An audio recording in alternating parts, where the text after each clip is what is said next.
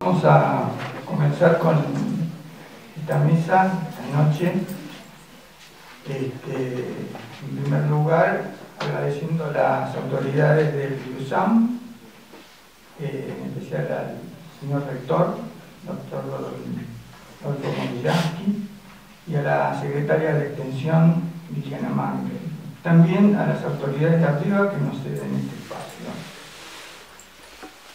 En esta reunión contamos con Cristina Vanegas, directora, actriz, profesora, maestra de varias generaciones de teatro. Y Cecilia Sinay, también profesora, analista, en su momento también actora, y escritora también, por supuesto. Y vamos a conversar sobre, a partir de la apuesta de Cristina sobre la obra de Edipo Rey. Bueno, le vamos a dar la palabra a Cristina primero, después a Cecilia, y vamos a dejar abierto un espacio para que podamos conversar entre todos. Bueno, buenas noches y gracias por venir. Antes de hablar de Edipo Rey, quiero hacer un pequeño prólogo en cuanto a los antecedentes en tragedia griega, de donde vengo, digamos.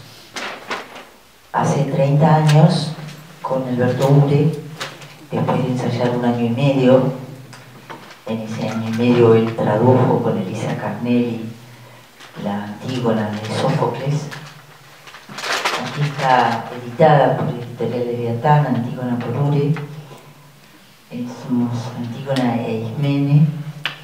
Están las bitácoras de nosotras dos, de Adriana Yenta, que también actuaba antes en El Padre, era la esposa, actriz y dramaturga uruguaya, que ya no está con nosotros, y bitácoras, textos de Ure y fotos, un libro precioso. Ensayamos 1 año y medio, yo tomé un particular de griego de lujo que era Leandro Pinkler, que había hecho y publicado una traducción de Antígona, muy interesante, muy buena. También hizo una traducción de Edipo Rey, que también consultamos con Esteban Vieda en el año y medio de trabajo sobre la adaptación final y revisión de traducción que hicimos, versión final del Edipo Rey. Hace 10 años, también después de trabajar más de 1 año y medio, en este caso con Lucila Pagliai. Lucila está en el CONICET, Lucila da en la maestría de letras análisis del discurso. Lucila es una amiga que heredé de Juan Gelman y Mara La Madrid, amigos del alma. Juan ya partió, pero Mara sigue siendo amiga nuestra, de Lucila y mía. Hicimos durante 1 año y medio un trabajo sobre la Medea de Eurípides, también con el texto en griego, en este caso la traducción al francés directa del griego de Lettre, y le llevamos el proyecto a Kivesteif, armado, al Teatro San Martín, porque era obvio que era una obra que no podíamos hacer por cuestiones de producción en ningún otro espacio que no fuera un teatro oficial, salvo en la época de Antígona, que era una época de remo, digamos, no existía ni el Instituto Nacional del Teatro, ni Proteatro, nadie nos daba subsidios, ni préstamos, bueno, nada, era una verdadera remada. Esta Medea, hay una pequeña anécdota que luego se repitió con Edipo Rey y que me gusta compartir, la cocina del teatro también, ¿no? Me parece que les va a interesar. Cuando le llevamos armado, a Kivesteif le gustaba mucho intervenir en las producciones, proponer actores.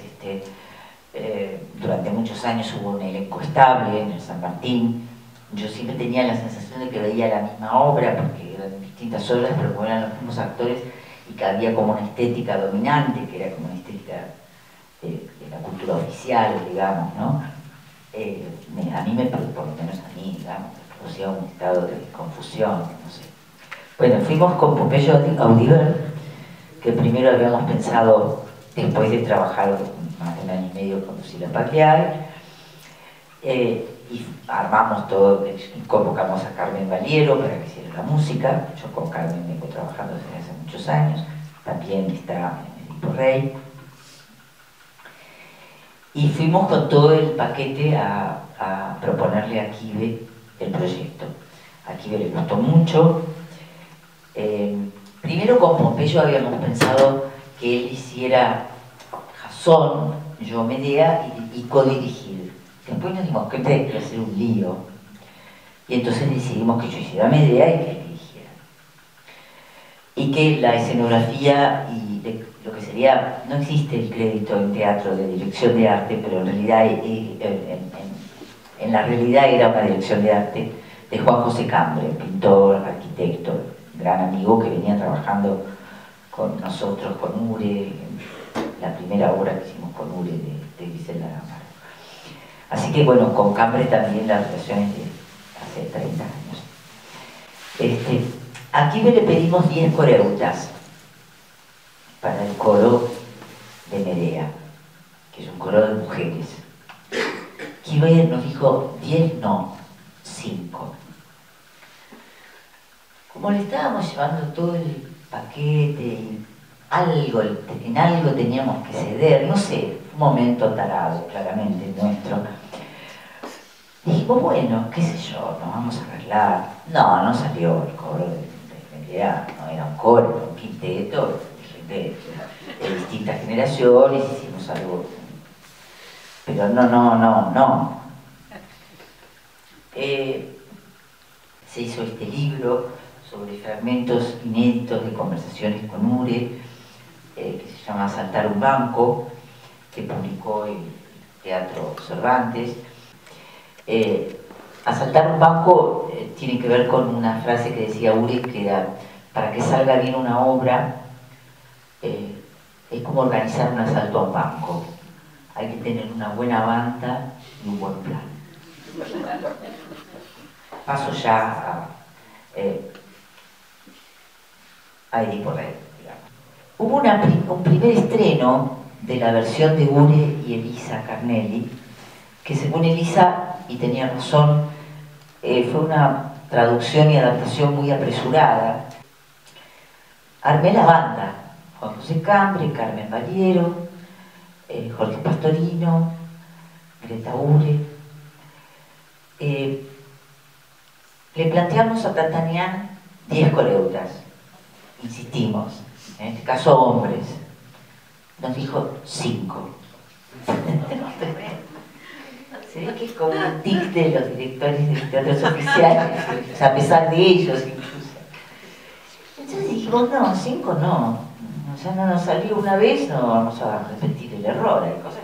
Y dijimos, bueno, no. Entonces el coro va a ser es un piano intervenido con Carmen Valiero tocando arriba del escenario, tocando las cuerdas, con llaves, con toda clase de objetos. No puedo decir todo porque hay misterio ahí. A trabajar con Juan José Cambre en el espacio es un pentágono. Pero bueno, digamos que la decisión del coro barra banda fue fundamental, digamos, porque después nos dimos cuenta de que en realidad esos 3 cuerpos de los 3 coreutas no podían estar sentados en banquetas que nos hicieron en el Cervantes, con atriles, porque queríamos que estuvieran en el espacio, ocuparan el espacio. Entonces llamamos a una coreógrafa, a Jasmine Titunic, para que trabajara esos aspectos que nos exceden a los directores teatrales. La interpretación freudiana de Edipo, que es la que todos transitamos y conocemos, es una interpretación anacrónica y falocéntrica. ¿Por qué es anacrónica? Es anacrónica porque Freud interpreta con una óptica judeocristiana un héroe trágico. Y hay una diferencia fundamental entre un héroe judeocristiano y un héroe trágico. Hay conceptos como el de culpa, castigo, pulsiones incestuosas, etc., que no juegan en un héroe trágico. Un héroe trágico no tiene libre albedrío, no tiene posibilidad de elegir entre el bien y el mal. Es manejado por los dioses, la moira, el destino, lo que fuere, pero es un juguete de. Por ende, no es ni responsable, ni culpable, ni castigable, ni nada. Quiero explicar un poco el asunto del oráculo.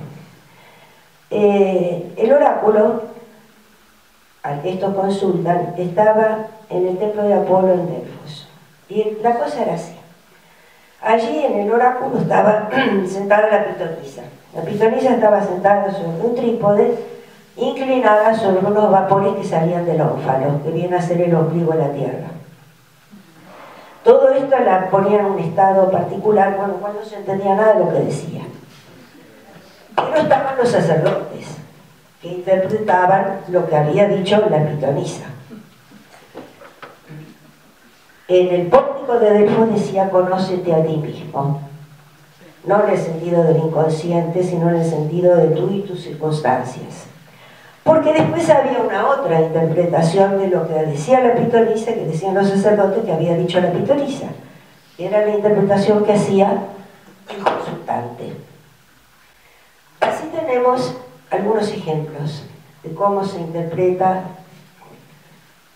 el contenido latente del contenido manifiesto del oráculo, como nos enseñó Freud, pero no lo usó, solo para los sueños, pero no lo usó ni para Edipo ni para el oráculo. Ahí se quedó con el contenido manifiesto. Cuando Edipo consulta al oráculo y el oráculo dice semejante cosa, Edipo, como un buen judeo cristiano, ¿qué hace? Se va. Porque no quiere matar al padre y desposar a la madre, pero no sabe que es adoptado. Bueno, ahora esto que conté es lo anacrónico. Ahora les voy a explicar lo falocéntrico. El falocéntrico, como decía hoy, comentaba, incluye envidia del pene, odio al padre, amor a la madre, amenaza de castración. Está lleno de esas palabras en nuestra teoría psicoanalítica. Falo, castración de nuevo. Lacan dice que el falo no es el falo y la castración no es la castración, pero Lacan dice que son tan importantes las palabras y tú usas esas. Si ustedes se fijan, hacemos congresos de Edipo de todos los colores. Edipo sepultado, Edipo vigente, Edipo temprano, Edipo tardío, y una Yocasta. Yo digo, cuando hay algo tan silenciado, ¿habrá algo de lo que no podemos hablar? Y acá viene lo de la bajada de línea. En tiempos del Edipo Rey de Sófocles, había algunas ideas acerca de la maternidad y la paternidad, sui generis de la época. Por ejemplo, Aristóteles, el mismo de la catarsis, tenía la teoría del homúnculo. El homúnculo era algo que venía en el semen, era un hombrecito así chiquitito, que anidaba en el cuerpo de la madre, pero no era de la madre, era del padre. Asimismo también decían que Palas Atenea había salido de la cabeza de Zeus. Y en la Orestiada se discute si las eriñas tienen o no que hacerse cargo de Orestes. Las eriñas eran las que castigaban a los que habían matado a alguien de su propia sangre. Orestes mata a la madre. Pero la discusión era que por ahí no era de la misma sangre, porque no era hijo de la madre, era hijo del padre. Bien, yo supongo que el falocentrismo de Edipo, no digo que de Sófocles, porque si Sófocles hubiera querido escribir algo para algo, no le habría salido lo que le salió. Pero sí que era parte de una época en la cual no se sabía de quién era hijo, de qué padre era hijo un hijo. Solo se sabía quién era la madre. Para que el padre fuera el padre de ese hijo, hacía falta la instauración de la monogamia del patriarcado y la disolución del fuertísimo vínculo madre-hijo. No habría podido pensar todo esto sin Freud, pero solo con él tampoco. Porque yo también pertenezco a mi tiempo. Mi tiempo es un tiempo de sororidad y de cuestionamiento del patriarcado. No me interesa que esto que yo digo sea así. Por supuesto yo lo creo, pero no me interesa venderlo como verdadero.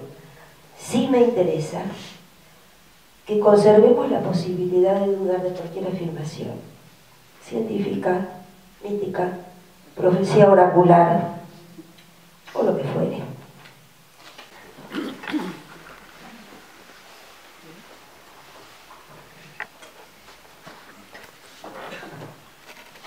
Bueno, agradezco a las dos expositoras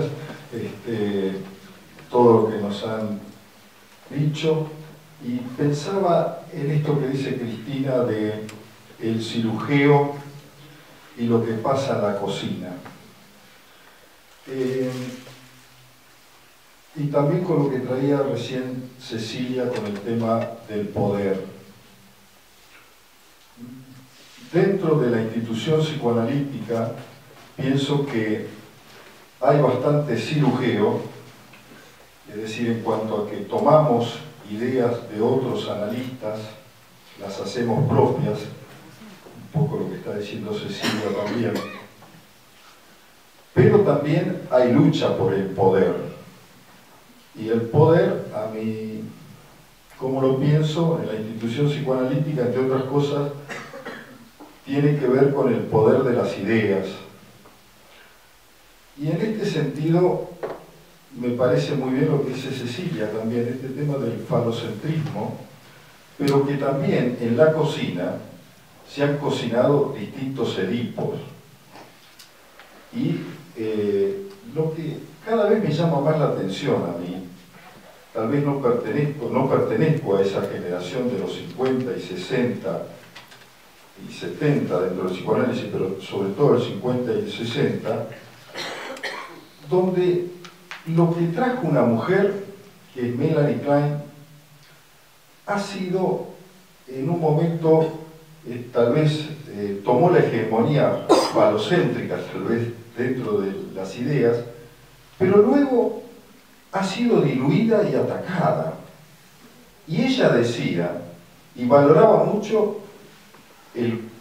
la figura materna, y que es cierto, podría ser que el niño o la niña envidia al pene, pero también que el niño y la niña envidian a lo que la mamá tiene, que son bebés, y quien es la única figura que es la que va a proseguir con la vida en ese sentido con los bebés, y es atacada. En ese sentido pienso que tenemos mucho para debatir y se está debatiendo este tema en estos finales del siglo, de la segunda década del siglo XXI, sobre este tema y todo lo que está apareciendo con las nuevas neosexualidades o las nuevas cuestiones con el género. Pero lo que sí me llama la atención a mí es cómo esta mujer, Melanie Klein, ha sido y por momentos es atacada. Y pienso que no se la ataca tanto por sus ideas, sino por su condición de mujer. Gracias. Juan Gelman dice en un poema, ¿y si Dios fuera una mujer?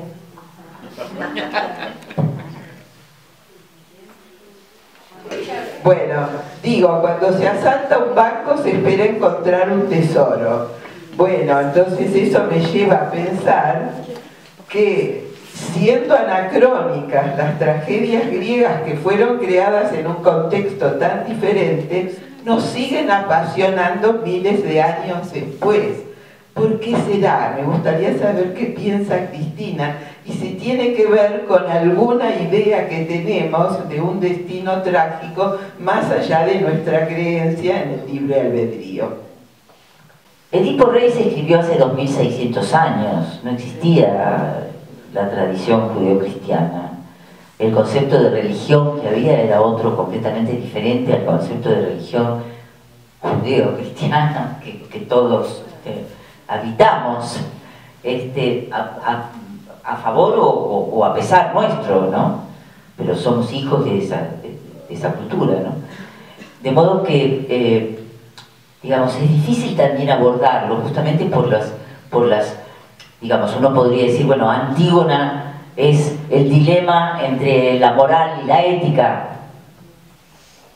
ponele, ¿no? Medea es una mujer porque mata a sus hijos para ser ella, ponele. Mira, una de las cosas que pensaba yo, nosotros cuando ensayábamos, estaba el tema del hantavirus. Entonces yo les decía a los actores, la peste es el hantavirus hoy. Cuando volvamos a ensayar Edipo para reponerla el año que viene, la peste será el hambre que está padeciendo nuestro pueblo. De modo que siempre se resignifica en cada presente. Eso es lo extraordinario. Cuando hicimos Antígona hace 30 años, estaba sobre fondo de los carapintadas, habían ocurrido los juicios a la junta militar, había 30.000 desaparecidos, Antígona quiere enterrar a su hermano y se lo prohíben, y ella dice, yo voy a enterrar a mi hermano. No, es imposible no asociarla con el tema de los desaparecidos. A Edipo, uno también podría pensarlo como un hijo apropiado, ¿no? Un hijo que es criado por Pólibo y Mérope, ¿no? Que no podían tener hijos y lo crían, ¿no? Y un día le dicen, vos sos un bastardo, no sos hijo de Pólibo, no sé qué, un borracho en una fiesta, y a se le dispara en el inconsciente, ponele. Y dice, voy a ir al oráculo, como ahora nosotros vamos a un analista. A veces. Es decir, yo digo que hay dos modos polares de encarar las cosas. Uno es el trágico y otro es el de autoayuda. En el de la autoayuda, la vida tiene solución. La cuestión es cuál es para cada cosa. Una vez que uno encuentra la solución, se arregló. La tragedia no tiene solución. Y además uno nunca sabe cuál es la solución. Y si cree que sabe, mete la pata. Pero desde el 11 de julio al 2 de agosto, solo 4 semanas a precios populares en el Teatro Nacional Argentino, Teatro Cervantes, no puede faltar. Bueno, le agradecemos a Cristina y le agradecemos a Cecilia sus palabras y a todos ustedes la participación en esta mesa. Los esperamos en la próxima.